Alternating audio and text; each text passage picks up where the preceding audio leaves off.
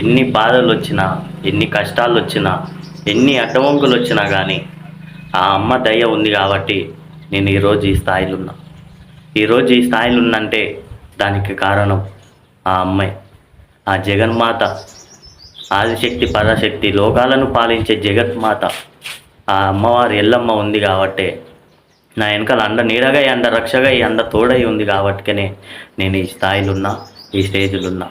కాబట్టి ఆ అమ్మ మేలు నేను ఎప్పటికీ మర్చిపోను.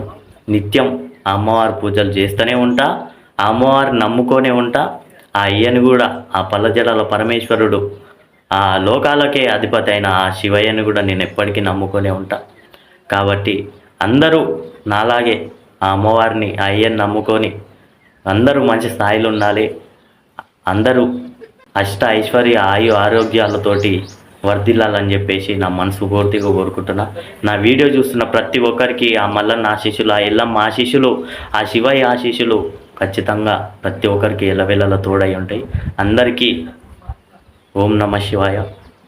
ఇంకో వీడియోతోటి మేము ముందుకు వస్తా. నేను మీ వంశీ స్వామి.